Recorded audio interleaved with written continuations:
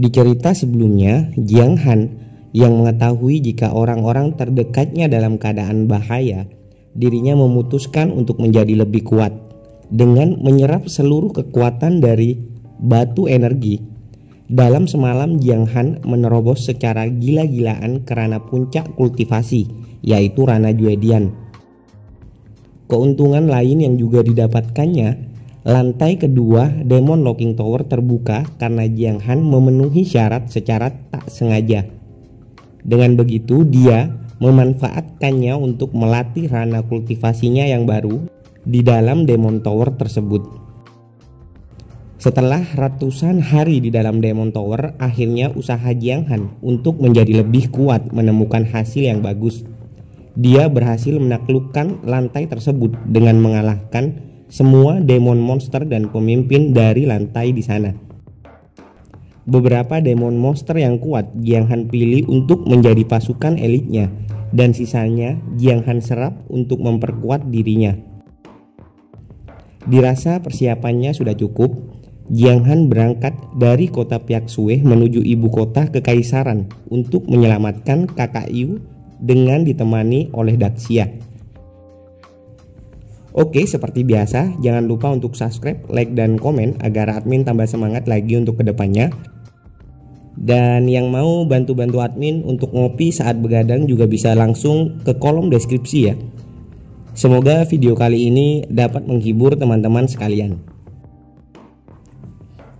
Cerita kali ini dimulai dari Daxia yang mengatakan sangat panas dan dirinya sudah tidak tahan lagi. "Bagaimana bisa kau begitu sangat dominan?" tanya Daxia dengan wajah yang memerah. Hal tersebut langsung direspon oleh Jiang Han. "Setidaknya kau harus melakukannya selama 1 jam.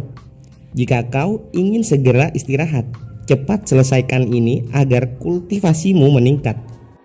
Dari percakapan tersebut, ternyata bukanlah kultivasi ganda, melainkan hal seperti di gambar ini. Awalnya, admin juga sempat berpikir kultivasi ganda. Kemudian Jiang Han menjelaskan jika setelah dirinya menaklukkan seluruh lantai kedua di Demon Locking Tower, dia menemukan tempat tersebut, kolam Blood Inferno. Kolam itu Jiang Han anggap cocok untuk menempah dan memperkuat tubuh. "Jadi yang mulia Daxia, apakah kau menyukai tempat ini?" tanya Jiang Han. Dengan nada sedikit marah, Daxia menanggapi jika itu bukanlah jenis kultivasi yang dia inginkan. Satu tendangan dia lancarkan karena ide gila dari Jiang Han. Karena Daxia sebenarnya lebih memilih berkultivasi ganda bersama Jiang Han daripada mandi di kolam tersebut. Karena Jiang Han yang sekarang sudah bertambah kuat, dirinya berhasil menangkap tendangan yang mengarah pada dirinya. Sembari tersenyum, Jiang Han berkata, "Sebenarnya, menurutku yang terpenting adalah hasilnya, dan aku tidak terlalu peduli dengan prosesnya." Jiang Han lalu bergumam, "Spirit Tower yang selalu berbicara dengan dirinya, dan setelah menjadikan Jiang Han sebagai masternya, kemungkinan tidak ingin Jiang Han mengetahui tentang kolam tersebut." Secara tidak langsung, spirit itu selalu memberikan pilihan untuk menyerah. "Di masa depan, aku akan pastikan untuk menaklukkan setiap lantai di Demon Tower."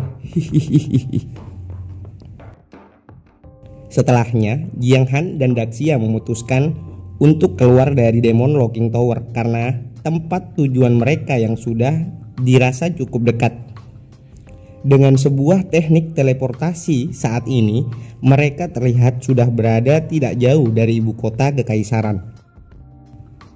Di sini, Jiang Han sedikit bercerita pada Daxia bahwa saudarinya atau kakak Yu begitu dekat dengannya. Meskipun dia menginginkan pernikahan, seharusnya dia akan mengabari Jiang Han sebelum-sebelumnya. Dia selalu menghapus bahaya di depanku, mencoba menjagaku di bawah sayapnya, dan aku tidak boleh tutup mata pada keanehan ini.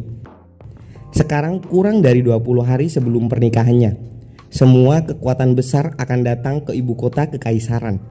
Akan tetapi yang terjadi saat ini, pintu masuk di ibu kota kekaisaran ditutup. Aku merasa ada sesuatu yang mencurigakan. Lalu, bagaimana dengan kondisi istrimu? Tanya Daxia. Jiang Han kembali menjelaskan, jika kekuatan yang ada di jantung istrinya memang sangat langka. Jiang Han masih mencari waktu yang pas untuk balas dendam kepada seluruh anggota klan yang sudah berani membawa paksa Ruksue. Dan menurut Jiang Han, seharusnya untuk saat ini istrinya aman di tempat klannya di pegunungan salju Linglong. Jadi ini alasan kau menunda pekerjaanku, ha? Jika masalah itu sudah selesai, ayo kita berlatih bersama lagi di atas ranjang. Aku mentoleransimu karena ini terjadi begitu saja. Dan kebetulan aku juga ada urusan dengan Kekaisaran Tianwu yang memimpin saat ini. Di sini Jiang Han mencoba menanyakan apakah dinding yang menjulang tinggi di hadapannya adalah awal munculnya kekuatan Daxia di zaman dahulu. Dan Daxia mengatakan jika itu memang benar, dan dirinya lah yang membangun sendiri benteng di ibu kota. Di sini Daxia sebenarnya penasaran bagaimana pasukan Tianwu bisa dengan mudah membunuh semua orang di ibu kota. Pasalnya pada saat pertarungan Daxia di Laut Cina Timur sedang memanas, untuk mencegah penyerangan ke ibu kota, Daxia menggunakan obsidian besar untuk membentuk dan memperkuat dinding. Dirinya juga memasang rune dengan ukiran rahasia untuk menahan serangan dari musuh. Menurutnya, pasukan Tianwu seharusnya tidak mungkin dapat menyelinap dari atas dinding, dan di setiap pintu masuk pasti akan dilakukan pemeriksaan dengan ketat. Lalu Jiang Han bertanya, bagaimana caranya untuk memasuki kota tanpa dicurigai? Daxia menjawab jika dirinya tidak mempersiapkan jalan tikus atau jalan rahasia saat dia membangun benteng tersebut. Karena dirasa proses pembangunan benteng sudah sangat lama, Daxia menanyakan kepada Jiang Han apakah dirinya mempunyai cara, sembari mengeluarkan pakaian seksi atau sejenis lingerie. Lalu Jiang Han berkata, selalu ada cara untuk berbaur dan menyamar sebagai penduduk biasa. Jadi bagaimana yang mulia? Maukah kau memakai setelan ini dan berkorban sedikit untuk bisa memasuki ibu kota? Dikarenakan penonton dari video ini juga mau melihat yang mulia Daxia mengenakannya. Hihihi. Woi, serius kenapa? Ujar Daxia yang memberikan hadiah bogemnya pada Jiang Han. Kemudian Jiang Han bergumam jika dia sebenarnya hanya ingin hidup sendiri, lalu kembali ke benua tempat tinggalnya Heavenly Dragon untuk membalas dendam pada Ratu Yan Qingchen. Tidak taunya makin banyak orang yang dekat dengan dirinya, dan kota besar di hadapannya sekarang adalah titik tengah dan juga jantung satu dinasti. Tidak tahu konspirasi apa yang sedang disiapkan kaisar penguasa tempat ini. Namun yang lebih penting di dalam sana ada orang terdekatnya yang menunggu untuk diselamatkan. Jiang Han mengatakan jika saat ini lawannya adalah sebuah negara. Dia bertanya apakah Daxia yang berasal dari dinasti sebelumnya sudah siap untuk bertarung. Dengan nada dingin, Daxia mengatakan bahwa dirinya juga adalah cerminan dari satu negara. Maksudnya mungkin kekuatan milik Daxia itu setara dengan satu negara, mungkin begitu. Oke, baik. Jika begitu, persentase menang semakin tinggi. Ayo kita awali peperangan ini. Di sisi lain, di dalam ibu kota, tepatnya di istana kekaisaran, diketahui jika calon suami kakak Yu yang bernama Pang Tong sudah sampai dengan membawa mas kawin pernikahannya. Pegunungan salju Linglong, aliansi pedang darah, dan 5 kekuatan lainnya mengirimkan perwakilannya untuk mendatangi acara pernikahan tersebut. Terlihat kaisar yang berdiskusi pada orang di sebelahnya tentang utusan perwakilan dari sekte Kaisar Laut yang tidak menghadiri acara tersebut. Setelah pernikahan ini selesai, Kekaisaran Tianwu dan ibu kota Wudi yang merupakan salah satu dari 5 kekuatan yang berkuasa saat ini akan segera bersatu. Bagi kekuatan lainnya yang tidak patuh dan berpotensi untuk memberontak akan segera dihapuskan. Bagaimana dengan perkembangan dari efek obat anakku? Apakah itu sudah berhasil? Seseorang di sebelahnya menjawab bahwa itu berhasil. Efeknya, Kakak Yu berhasil melupakan seseorang yang terus-menerus ada di pikirannya, dan hal tersebut membuat perubahan pada temperamennya. Jika begitu, biarkan Pang Tong bertemu dengannya untuk mengembangkan hubungannya. Dia anak yang pintar dan juga tahu apa yang harus dia lakukan. Dan juga tambahkan ini sebagai mas kawin. Permaisuri Daxia pasti datang, dan aku sudah menyiapkan kuburan untuknya. Dengan memberi hormat orang tersebut yang diketahui bernama Wei Dongwu segera mengiyakan perintah dari kaisar. Lalu cerita berpindah di rumah Flying Snow. Dikatakan jika seseorang memasuki rumah tersebut, orang itu akan mabuk dalam mimpi, musik dan lagu. Bahkan mereka yang memasukinya tidak akan mengetahui kabar dan keadaan di luar sana. Rumah Flying Snow terletak di Gunung Falling Spring, di luar ibu kota kekaisaran. Rumah tersebut diisi oleh perempuan-perempuan paling berbakat dari berbagai tempat. Mirip-mirip tempat seperti rumah bordil. Tapi tidak seperti rumah bordil ya. Wanitanya berbakat dan cantik. Dan parahnya, MC kita saat ini sedang berada di sana, di Flying Snow, dengan ditemani oleh beberapa wanita cantik yang menyegarkan mata. Dari wajah MC sudah dapat terlihat bagaimana rasanya berada di tempat tersebut dengan dihimpit beberapa gunung milik wanita-wanita tersebut. Tiba-tiba Jiang Han meringis kesakitan saat Daxia datang ke tempat tersebut. Kedatangan Daxia membuat para ladies yang menemani Jiang Han akhirnya harus pergi dari sana. Bagaimana bisa kau melakukan hal ini padaku? Kau tak punya waktu untuk berkultivasi ganda bersamaku.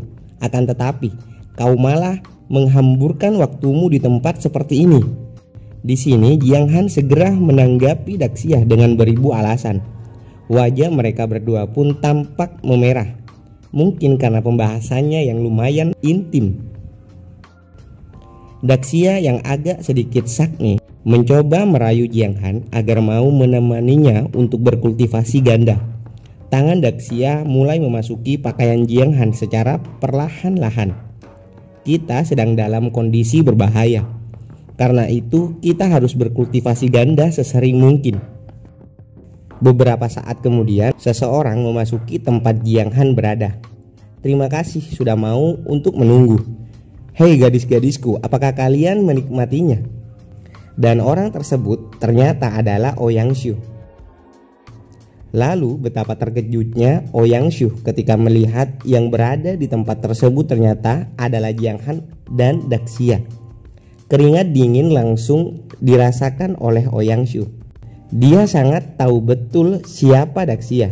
Karena di pertarungan kebangkitan Daxia dia berada di sana dan mengetahui betapa kuatnya sosok yang kini ada di hadapannya.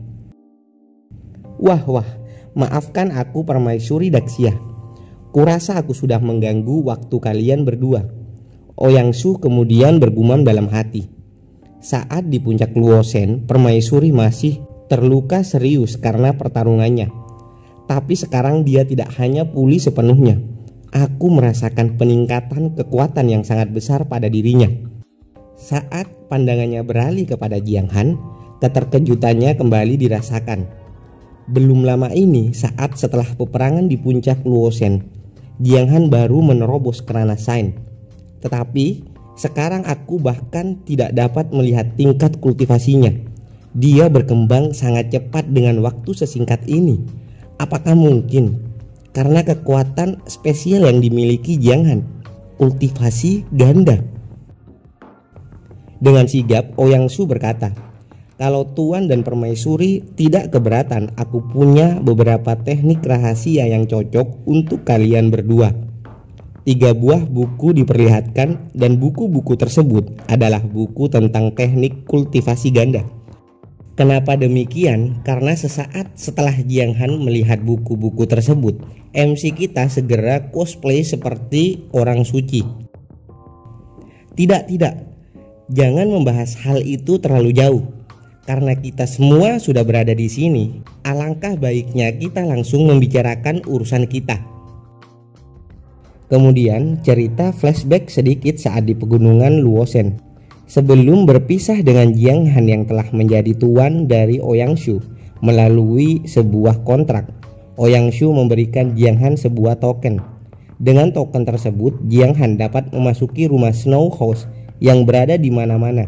Dan kebetulan juga Oyangshu seperti memiliki kedudukan di tempat tersebut yang kini tersebar hampir di daratan benua Tianwu. Jadi di sini dijelaskan jika Snow House ini terkenal dengan kecantikan para wanita yang memukau. Hampir semua wanita-wanita tersebut adalah anak yang diadopsi karena yatim piatu. Sebelum dilepaskan ke dunia luar, wanita-wanita tersebut sudah dibekali dengan teknik dan kemampuan untuk merayu dan memikat para lelaki. Kembali ke cerita, Daxia dengan wajah yang masih memerah karena dirasa nanggung. Dia menanyakan apakah Jiang Han sudah mempunyai sebuah rencana untuk memasuki ibu kota serta menolong saudarinya. Dan Jiang Han menjawab jika dirinya sudah menghubungi semua orang untuk membantu menginvestigasi masalah saudarinya yang dirasa Jiang Han sangat janggal. Sembari mengeluarkan sesuatu, Oyangshu berkata, "Jadi, apakah kau sudah mendapatkan cara untuk masuk ke istana Kaisar Tianwu? Bagaimana dengan pakaiannya? Apa kau sudah mendapatkannya?" Mendengar kalimat tentang pakaian, Daxia langsung mencurigai Jiang Han karena sebelumnya Jiang Han merayu Daxia untuk mengenakan pakaian haram. Lalu Jiang Han mengeluarkan pakaian haram lainnya kepada Daxia dan dilanjutkan oleh Oyangshu yang mengatakan jika pakaian tersebut secara khusus akan dikenakan oleh Daxia nantinya. Pernikahan besar ini tidak sesimpel kelihatannya. Kemudian Oyangshu mulai bercerita. Kaisar Tianwu mengundang seluruh kekuatan besar yang berada di benua Tianwu untuk menghadiri acara ini. Mereka juga akan mengambil kesempatan ini untuk rapat membahas permasalahan melawan iblis laut Cina Timur. Sekarang semua perwakilan dari kekuatan besar berkumpul di ibu kota untuk menjaga kekaisaran tetap aman. Jadi semua tamu yang akan hadir akan diidentifikasi secara menyeluruh. Mereka yang memasuki kota harus mendapatkan sebuah tanda untuk diidentifikasi identitasnya. Hanya mereka yang memiliki segel tertentu yang bisa memasuki tempat pernikahan untuk mengikuti acaranya. Dan tamu biasa tidak diizinkan untuk menghadiri pernikahan tersebut. Oyangshu kemudian memberikan tanda dengan menepuk tangan. Dengan beberapa wanita yang berada di belakangnya, Oyangshu kembali menjelaskan jika dirinya sudah menghubungi keluarga Yun, persis seperti yang dikatakan oleh Jiang Han. Dan dengan rekomendasi dari keluarga Yun, Snow House akan mengirimkan 7 wanita penari yang akan memperkenalkan diri di istana untuk acara pernikahan. Dari ke-7 wanita penari, Jiang Han dan Daxia dapat mengambil 2 slot tersebut untuk mereka agar dapat memiliki tanda masuk serta memasuki istana kekaisaran. Sedikit informasi, jika kalian lupa siapa keluarga Yun ini, keluarga ini adalah milik wanita yang berbaju hijau yang sudah menjalin kontrak hidup dan mati bersama Jiang Han. Di episode berapa admin lupa, pokoknya yang ada bercak-bercak darahnya. Oke lanjut. Hei, tunggu dulu. Aku akan menjadi seorang penari. Apa aku tidak salah mendengar?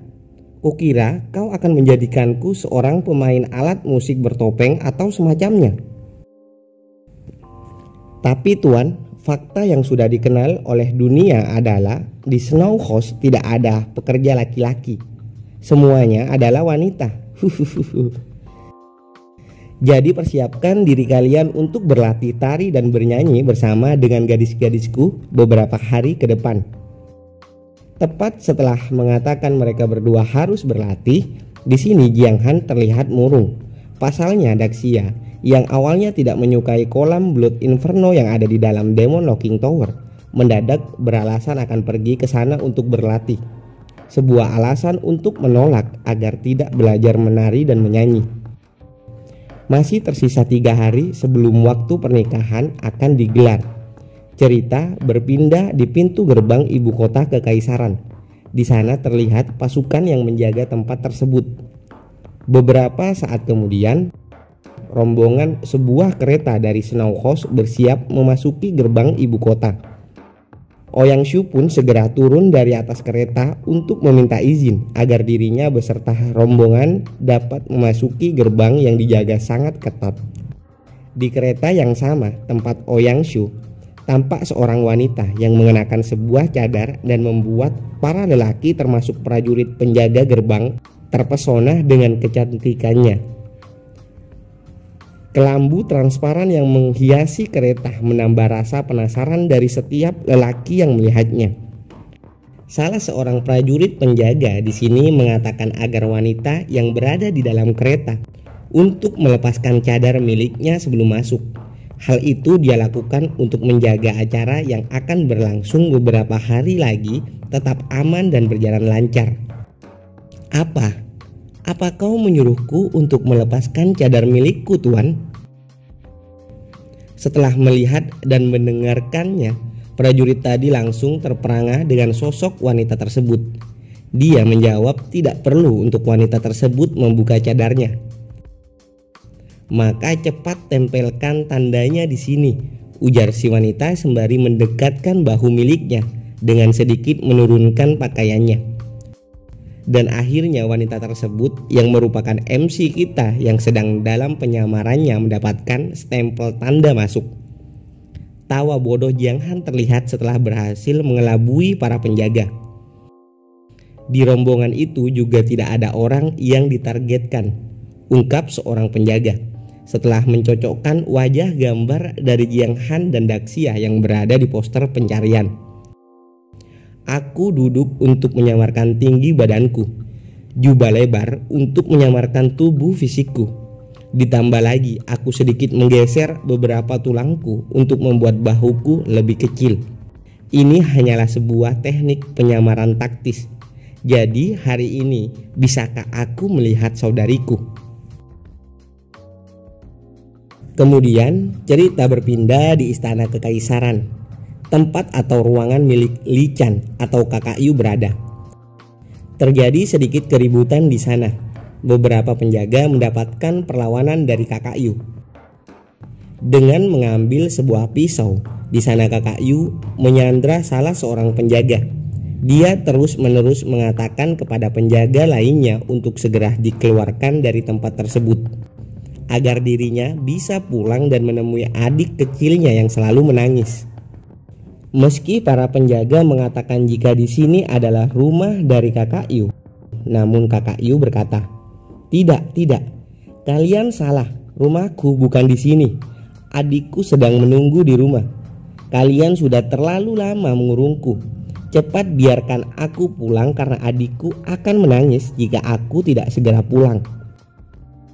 Di sini salah satu penjaga mencoba terus menjelaskan jika Kakak Yu saat ini sudah menjadi putri angkat dari kaisar dan semua keluarga Kakak Yu, termasuk adiknya, sudah diurus oleh kaisar. Bagaimana ini? Bagaimana bisa obat ini membuat Tuan Putri menjadi kekanak-kanakan? Dengan mata yang berbinar-binar layaknya seorang anak yang manja, Kakak Yu kemudian menanyakan kebenaran yang dikatakan pelayan sebelumnya. Tiba-tiba seseorang datang dengan senyum liciknya. "Saudari, ada apa?" ujar seorang yang baru datang. "Maaf jika aku terlambat. Apakah saudariku sedang takut?" Kakak Yu segera menghampirinya. Dia berputar-putar melihat orang yang ada di hadapannya, layaknya anak kecil yang penasaran.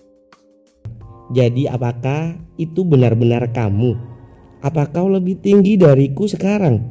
Siapa yang membawaku ke tempat ini? Lalu bagaimana kau bisa berpergian seorang diri? Sembari melepaskan pisau yang dipegang oleh Kakak Yu. Di sini Kakak Yu dijelaskan jika perkataan dari pelayan memang benar. Dan saat ini mereka berdua akan segera melangsungkan sebuah pernikahan. Di sini baru diketahui nama kaisar atau ayah angkat Kakak Yu bernama Lau Er. Kaisar Lau Er sangat kejam. Siapa sangka Putri Lican yang sangat arogan saat ini menangis dan berperilaku seperti anak-anak. Di mana seorang Putri Lican yang tegas dan sangat kuat itu.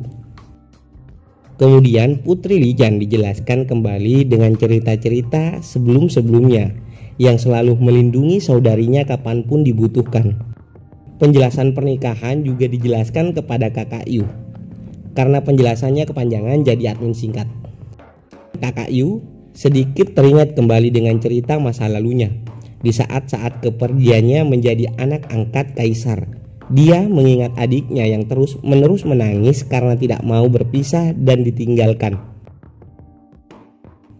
Dengan sedikit mengangkat dagu atau wajah Kakak Yu, di sini mereka terlihat akan melakukan sebuah ciuman.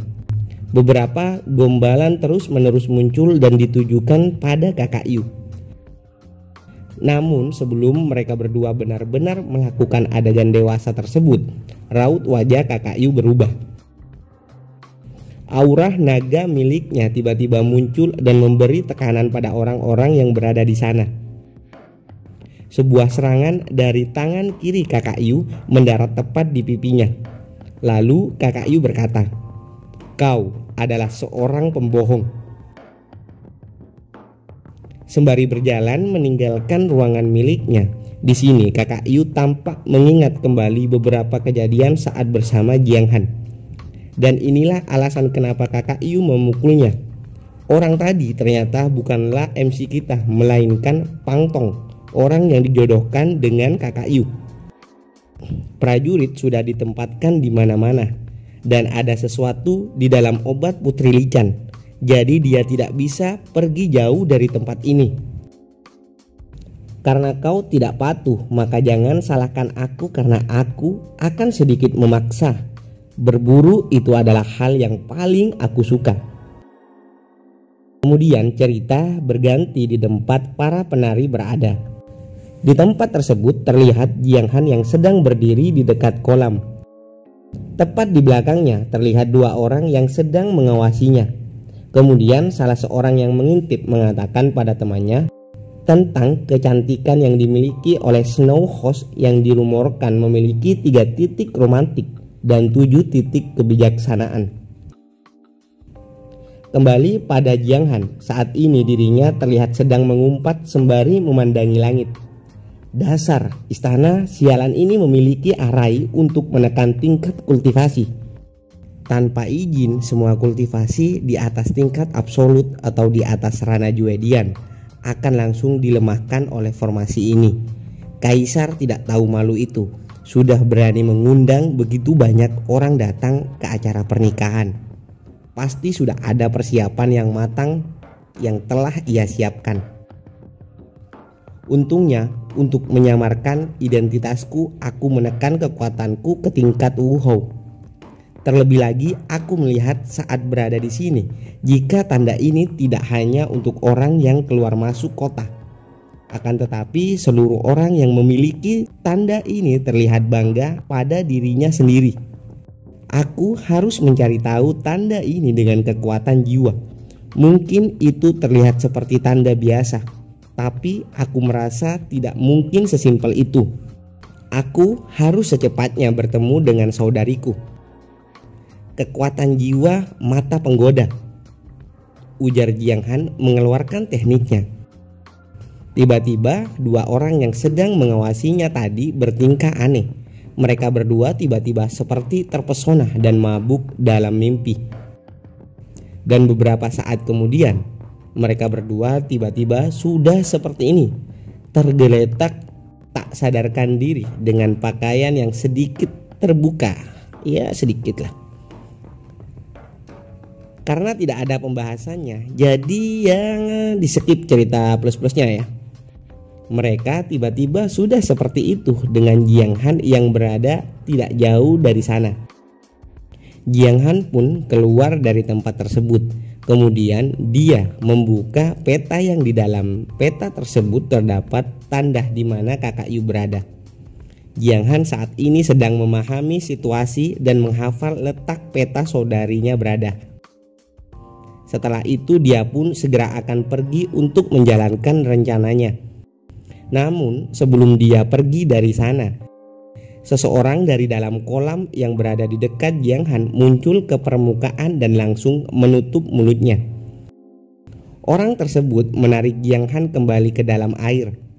Sial, kenapa ada seseorang yang muncul dari dalam air? Siapa dia dan apa tujuannya? Sebelum aku bisa menemui saudariku, aku tidak boleh sampai ketahuan. Di sini Jiang Han berusaha melepaskan diri dan mencoba kembali ke permukaan. Akan tetapi tindakannya sia-sia. Orang tersebut dapat menahan Jiang Han yang ingin kabur. Orang misterius tersebut kemudian mengatakan agar Jiang Han tidak melihat wajahnya. Di sini dalam posisi yang masih ditangkap, Jiang Han mengenalkan dirinya sebagai salah satu utusan Snow House yang seorang penari. Tepat setelah Jiang Han memperkenalkan diri sebagai penari, orang tersebut langsung menggerepe dada milik Jiang Han. Jadi kau ingin mencoba membohongiku ya? Dengan dadamu yang kecil itu jelas kau bukanlah seorang wanita, ujar orang tersebut. Sedikit keributan terjadi pada mereka berdua yang sama-sama berusaha untuk melepaskan diri dan satunya berusaha untuk menahannya. Orang tersebut lalu menyadari jika ada beberapa orang yang sedang mendekat dan menuju ke tempat itu. Sial, tidak ada cara lain. Jangan berisik, perintah dari orang tersebut. Kemudian orang itu kembali masuk ke dalam air dengan kondisi seperti ini. Ya, salah satu kondisi atau cara agar mereka berdua tetap bisa bernafas dan bertahan lama di dalam air. Jiang Han bergumam, apa ini? Seorang laki-laki berani menciumku seperti ini? Sedangkan orang tersebut bergumam bahwa dirinya lega. Akhirnya keributan mereka berdua berakhir. Bagus, akhirnya pembohong ini diam juga. Tunggu. Perasaan ini sedikit panas dan familiar. Kenapa aku merasa tidak ingin melepaskannya? Dan yang terjadi di luar sana, orang yang datang tadi adalah beberapa prajurit kekaisaran yang saat ini memandangi kolam yang ada di depannya karena dirasa cukup aneh. Mereka adalah pelayan putri dan rombongan prajurit beserta Pang Tong yang sedang mencari kakak Yu yang saat ini sedang kabur. Kembali ke dalam kolam dengan masih saling bertukar oksigen.